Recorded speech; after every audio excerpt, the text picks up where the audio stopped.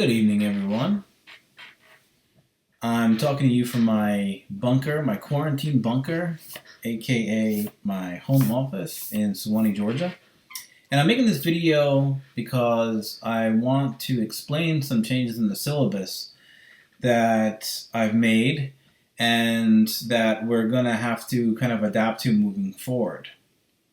There were a couple of changes that were made, all of which I hope will make your life easier during this transition.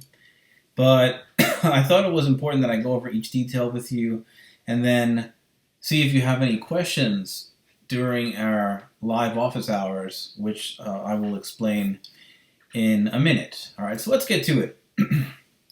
So I'm going to be talking about two things. The first is the format moving forward, and then the next are the syllabus changes. So let's start off with the format moving forward.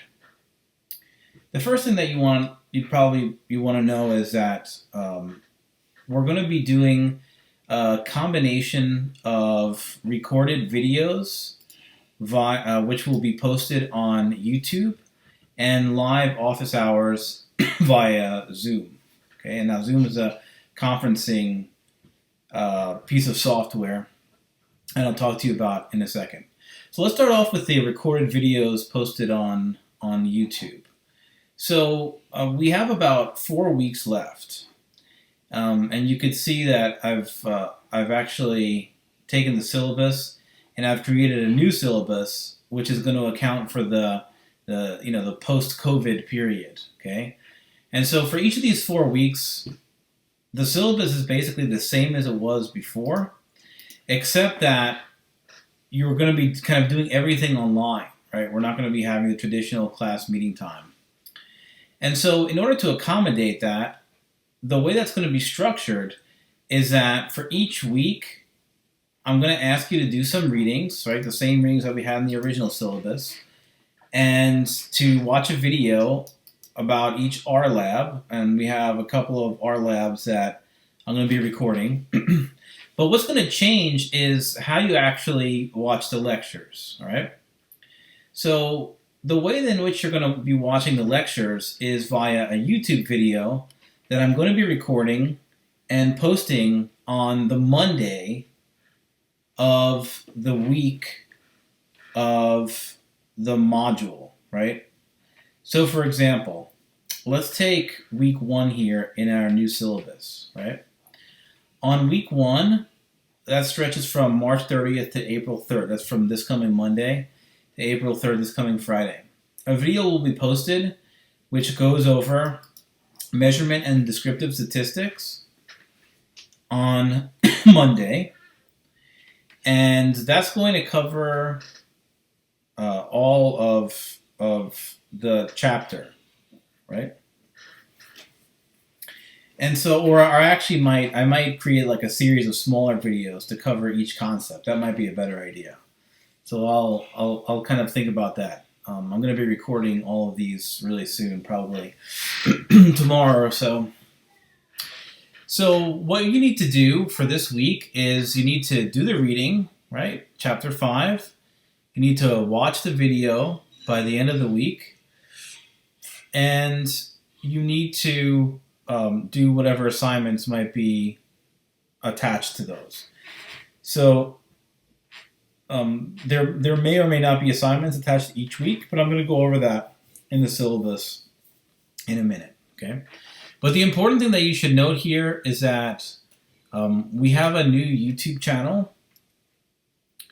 So let's go ahead and find that channel.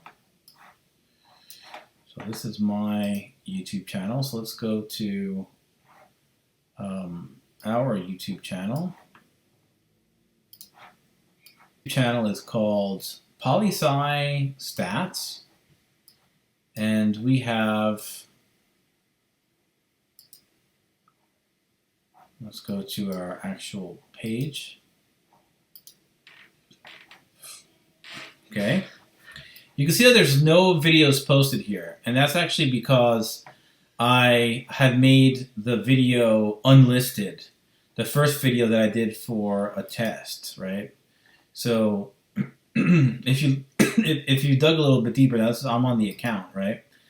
if you dug a little bit deeper, you would notice that there is actually a video, the one I had posted. But basically, each of the videos for each of the modules, right, are going to be posted here. So measurement and descriptive statistics and so on, those are all going to be posted here on our channel. So if you do have a Google account and if you have a YouTube account, I recommend that you subscribe so that you can get notifications for when all of the videos are posted for that particular week. Now, you don't actually have to use YouTube to watch the videos. I mean, you do have to, you will be able to watch the videos in YouTube, which is why I'm uploading them on YouTube. But you don't have to subscribe to this channel necessarily, because on the ELC, if you go to content and you check out online modules, the videos, the YouTube videos are going to be posted underneath each module, okay? So once the week 1 videos are recorded and available on YouTube, they're going to be posted under the week 1 module here, okay? And then the same for week 2 and week 3 and week 4. And the timeline for each week is really straightforward. So week 1 is March 30th to April 3rd, week 2, April 6th to April 10th, week 3, April 13th to the 17th, and so on and so forth, okay? And also under each of these modules are the readings. But you should check in every Monday to these modules, because there are going to be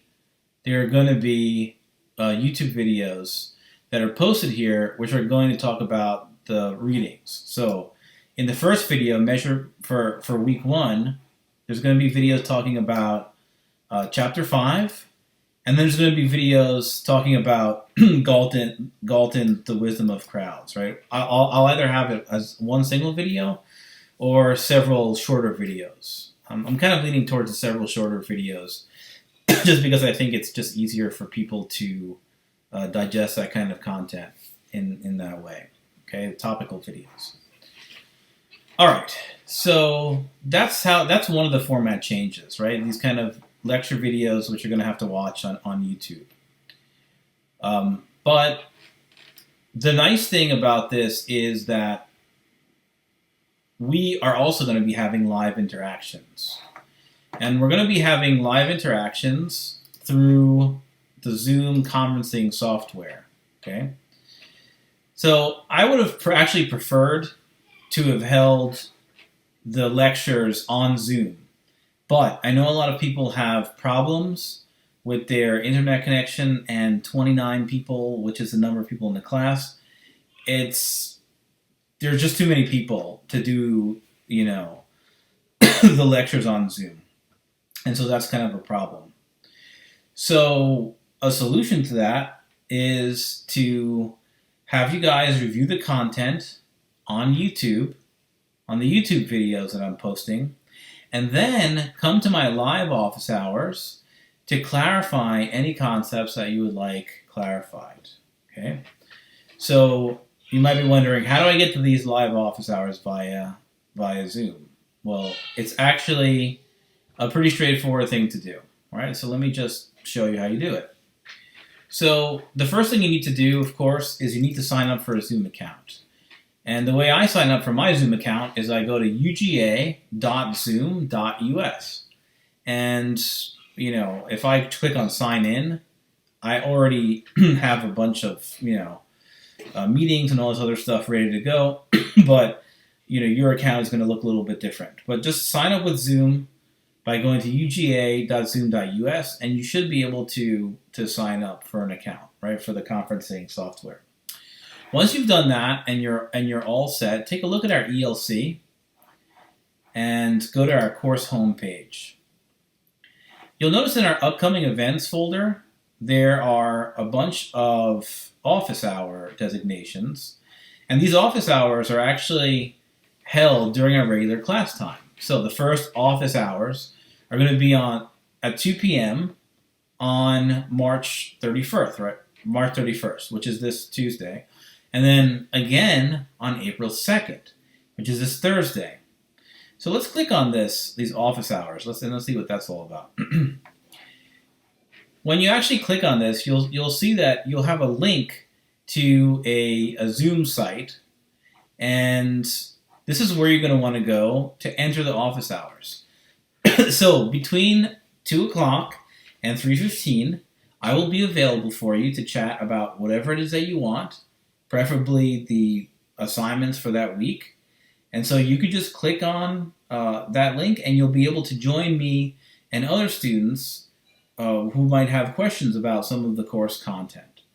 And so instead of having me lecture at you for the full week, you're basically going to have all this time to ask me questions about the content that I post on the ELC and from the YouTube videos. Okay, so those are the major changes that are going to occur as a result of this transition. All right, so we've went through the recorded videos.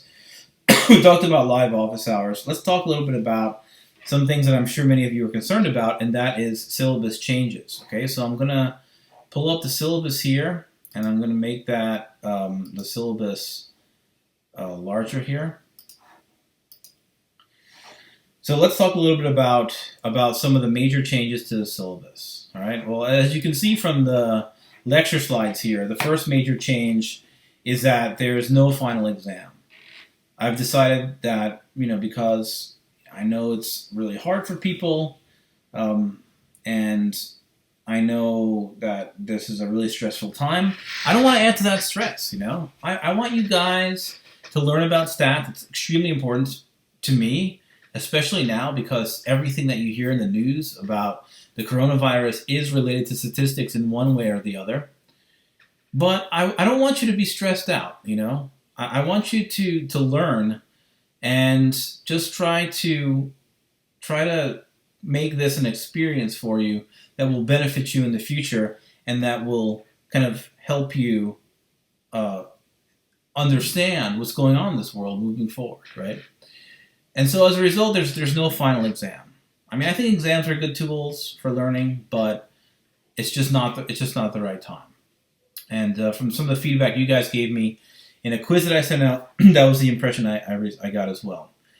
So what the final exam is going to be replaced with is a higher percentage of your grade being devoted to the final project, okay, which I'm going to talk about in a minute. All right? But before we do that, let's just go over the syllabus.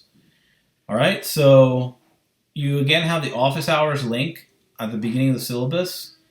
So in case you lose it in the other two places, you could find it there. Office hours are between 2 and 3:15 p.m. on Zoom. Everything is pretty much the same, but check this out, right? So notice now that instead of having a final exam, which was worth a large part of your grade, the final project itself is worth 45% of your grade, and the final project outline, which I'm going to talk about in a minute, is worth 5% of your grade, okay? And so everything is pretty much the same. It's a resubmission policy. Let's skip to some of the new content, okay? So I'm going to talk in a lot more detail about the final project itself, but just bear with me as I talk about some of the changes to the syllabus, okay? So for the final project, let's just finish up this syllabus. So here's some key dates moving forward. You really only have you have a couple of assignments, okay? So April 7th is when your final project outline is going to be due, and this is a really short outline. I'll tell you what I want from this outline. And then May 5th is going to be your final research project report that is going to be due via the ELC.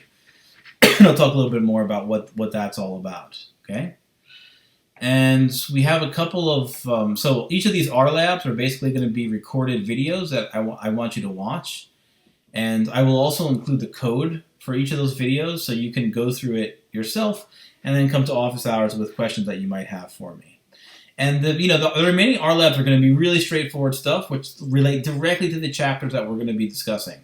So for R Lab 4, which is going to be the next one coming up, it's called Descriptive Statistics. So I'm just going to really show you how to take a data set, the COVID data set that's currently being updated constantly, and take averages, medians, standard deviations, and all that other stuff using R.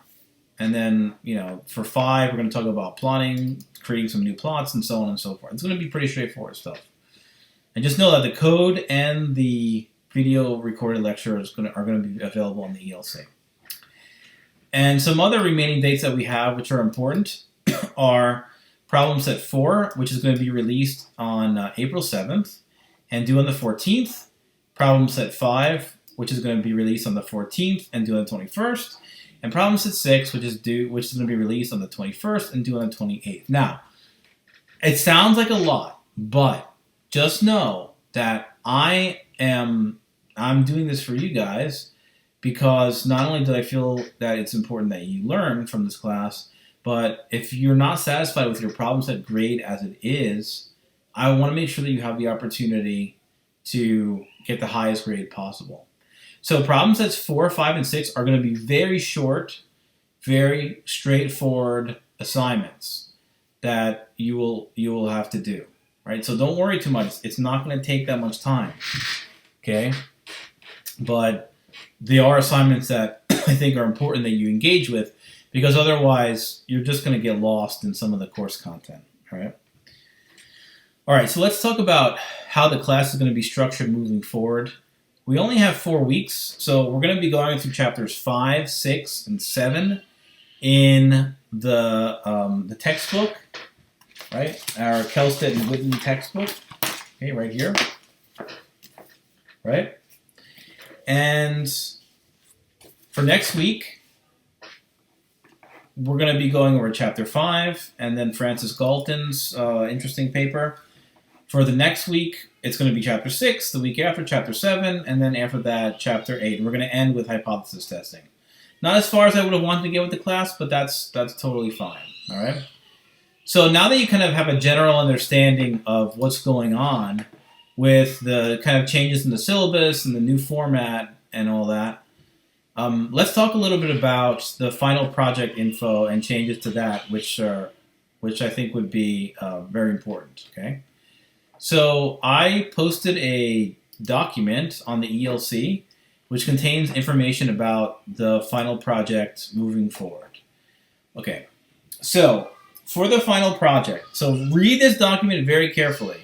It's really important, all right? For the final project moving forward, you will have 2 options, okay? Option 1 is a continuation of the group project report based on the original topics that you had chosen at the beginning of the semester, right? So what I want you to do in this paper, for this paper, if you choose to do this, is to write a 10 to 15 page position report on the legislative topic that your group chose originally in the sign-up sheet. And in the report, there are some guidelines that I need you to follow. One of those guidelines is you have to choose a data set to analyze in R in order to support your argument, okay? The data set could be a lot of different things, and I have some examples of the data sets down here. As part of the analyses, all you have to do is you have to create at least one plot. So as part of the analyses within the report, you have to create at least one plot or one table to support your argument using R. Right? So it's just a basic data analysis exercise. And for the rest of the paper, you can use other people's plots, table statistics from the internet, as long as you cite them. And in terms of references and things like that, I don't really care like what format you have the references in. That's totally fine with me. All right, so let's take a look at some data sets, right? I mean, the point of this final project, final report exercise is to really get you to understand how you can take a data set from the internet, upload it into R, and calculate some descriptive statistics, okay? So these are just some examples of data sets that you might be interested in, given the project that you had done originally, okay? Given the topic that you had done originally, excuse me. Okay, so if you were working on the gun control topic, right? you might be interested in using the CDC data set. Okay, so I'm just clicking on the data set. This is firearm mortality by state. And so with this data set, you could download this, right? And you could format it so that you could use it for R, format it for R. And you might just do something like calculate the number of deaths or the rate of deaths by firearm in each state, and use that as a plot as part of your project. And that would satisfy the R requirement, okay? And there's some other data sets as well from here. So we have, let's go back. We have this database, which contains multiple data sets, and Kaggle, which is a great site and you should sign up for, which has gun violence data, and so on, right? So lots of data out there. And of course, you can choose any data set that you want, right? Okay. And, for those working on the elections topic, there's Georgia turnout data. For those working on transportation, there's deaths from distracted driving. Again, these are all just suggestions. For those working on the marriage age legislation, there's median marriage age census stats. And again, all I want you to do for this report is I want you to just create any kind of plot and table using a data set that you choose. Again, these are all suggestions here. And that would satisfy the kind of the R part of the report. So speaking of the report, let's talk a little bit about the report. Now, the purpose of this, the purpose of the report here, if you choose option number 1, is to make an argument using data for or against the legislation. And you can totally choose whatever you want, right? Because we're not going to be able to have debate because of the formatting change. So that's basically the point of the report if you choose option 1, okay? So let's talk a little bit about the report itself. So the report should be written, it should be double-spaced, 10 to 15 pages. The 15-page limit isn't hard, but try not to, make it too long. You don't want to just keep going on and on. I don't want you guys to spend a lot of time on this, okay? I mean, I want you to do a good job, but I don't want you to, be writing or preparing like a report that you would be presenting to the legislature or something like that. I mean, it doesn't have to have that much time invested in it. But it does need to set some certain standards, right? So here's a basic outline of the report. You have an introduction. So you describe the position you're taking on the legislation that you chose and the argument you plan to make, right? You have a description of the data where you describe your data set, where does the data set come from, where is it published, what kind of data is it, what's the sample, and so on, right? That's about 1 to 2 pages. And then you go into your main argument for the paper, right? And that's going to take up the bulk of the paper. It's going to be about 5 to 10 pages. And your conclusions and recommendations are about 1 to 3 pages, okay? And I'm happy to talk more about this in Zoom office hours. So that's option 1, right? So again, option 1, just stick to the, the same, here are the group research projects, right, that you guys have sorted into. You can stick to those projects, choose whether you're for or against them, and do the report just in that way. All right.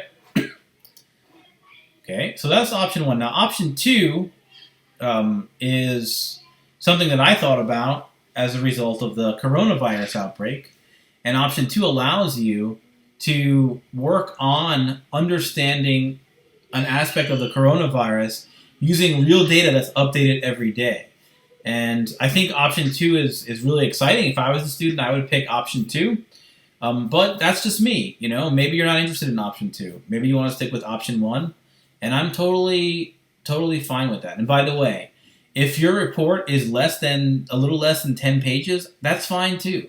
I don't really care. There's no reason to make it 16-point font to make it 10 pages or whatever.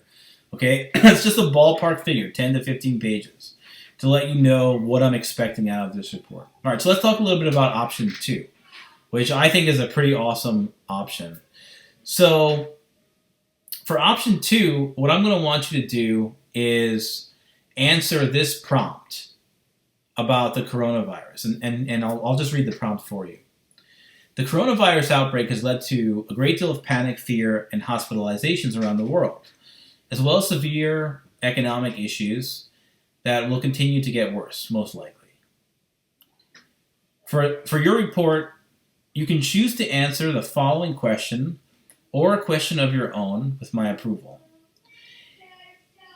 Each state had responded to the coronavirus outbreak in different ways. California imposed a strict lockdown along with business closures, while Georgia had imposed more lenient measures, right? So California kind of had people locked down and closed down businesses and all this other stuff, whereas in Georgia it was more, hands-off recommendations. So if you choose this project or this option for the final project, what I want you to do is choose 5 states that you are interested in and document the following things as part of your report. First, what are each of their responses to the coronavirus? In other words, what measures did they take to respond to the coronavirus? 2, when were those responses implemented? Let's correct this here. And 3, using data on the coronavirus for each of these states, I want you to make an argument for which state you think had the best response towards the coronavirus thus far. When I say best response, I mean, which state do you think was most effective in reducing the number, either the mortality or the number of cases, right? Which state do you think, had the best response? Now, here's an interesting thing about best response. That is something that you have to decide to some extent, okay? So you have to decide what the best response is. So let me explain. You could have a case, let's take like California, right? In California, right, all businesses were shut down, all economic activity stopped, right? And that had an effect on many people's lives as well. And that might have even killed people, right? So in addition to the coronavirus problem, there were economic problems caused, which may have had, long-run economic consequences, and may have even, in the long run, maybe over a couple of months, may have, or may even kill more people through various means, right? People get depressed and so on. People have health problems from staying inside, so that might kill more people, in theory, than the virus, the virus itself. If we just let the virus kind of go out of quarantine. Now, I'm not saying that's true. I'm saying that's just a possibility, right? On the other hand, you might argue that California did do the best job. Because if you look at the mortality of coronavirus over time, that mortality decreases, right? So that would be an argument for the use of strict measures. But what I want you to do is try to take these 5 states, figure out what measures they use, and try to hammer out which of these states you think have the best response and why. And so that's the only explanation that I'd like from you for that, right? And the data that you would use for this is basically this data from Johns Hopkins University. That's actually at the bottom of the final project choices. Okay, so this data is updated pretty much every day. I don't even know how often. It's maybe every hour or something like that. It's pretty crazy. Doesn't matter when you choose to download the data. You could just choose to download it anytime you'd like, and then choose to use that for your project. So one data set that you would probably want to use if you click on this link is there's a time series right here, which is pretty cool. So we have time series we have deaths, recovered, confirmed, and so on. So let's see. Let's take deaths or something like that, and let's download it. Whoops. This would be like there's some error there. Okay, that's strange. We're getting some kind of error message there. So let's try confirmed cases. That's odd. Okay, let's try deaths global. Maybe we can get that. There we go. All right. Okay, so I just downloaded this right here, the global deaths from coronavirus. So this is a time series. So let's take a look at that data. What that data looks like. Okay, so we have several countries where there was a coronavirus outbreak. But if you're interested in the U.S., you could choose another country as well if you'd like. If you're interested in the U.S., we actually have U.S. states, or we should have them here. Hold on a second. I guess we do not have them here. I remember having them. I know they're definitely in the other time series. So let me see if I can. Maybe they're updating this or something because I can't seem to download it right now, which is kind of weird. Let's try this again. No. Okay. Well, maybe we could do a preview here. So let's do a preview. This should be available, by the way, when you want to download it. Okay. Maybe they're updating it. Yeah, it looks like they're updating it or something like that. So we're gonna have to. You're gonna have to kind of wait for that. But the point of it is that you'll actually have with this data. Looks like it's just bad timing for us, or for me. But with this data, what you'll have is, or what you should have is, for each state, you should have the number of coronavirus deaths, the number confirmed, the number of recovered, of over time. And I think it does it for like each day over the last 2 months or something like that. Okay, so it's pretty interesting. Basically, the data down here, right, is the data that is being displayed here. Okay, so if we zoom, we could here, let's check this out. Let's do like a full. Okay, so here we have the U.S. These are the coronavirus cases in the U.S. And the data that you have below here are coronavirus cases by state. So you could kind of zoom in on Atlanta and see how many cases there are. Let's go to Athens, right? So we have 19 confirmed cases and 1 death, and 18 active cases. Let's go to Gwinnett County, where I am. This is quite a tool. And let's see. Oops, Lawrenceville. Okay. We have 48 deaths in Gwinnett County. I'm sorry. No, not 48 deaths. We have 48 confirmed cases, 1 death, and 47 active cases, right? So you could even get the data at the county level. But, then you can't really... if you want to do the project at the county level, I think you can, because different counties did take different responses. But I think the best thing to do in this case would be to compare states and their response to coronavirus. Now, that's going to take research, right? It's going to take a little bit of time. But, from my perspective, I think it's going to make the project much more interesting for you, because you're going to be directly involved in doing research on the coronavirus, right? And so... I think you'll come out of it knowing a lot more than the vast majority of people. And you could tell your parents about it. You could tell your friends that you did this data analysis and you really learned a lot about the coronavirus. So I hope it's something that at least a couple of you do choose, because it's going to be a lot of fun. All right. So that is pretty much it for me for now. I'm looking forward to seeing you guys soon in office hours. And I hope this answered a lot of the questions that you had about some of the changes in the class and what we're going to be doing moving forward. So I have everyone's exam, and if you want to talk about the exam during office hours, I'm happy to do that as well. Thanks so much for watching this video, and be safe, everyone. Have a good night.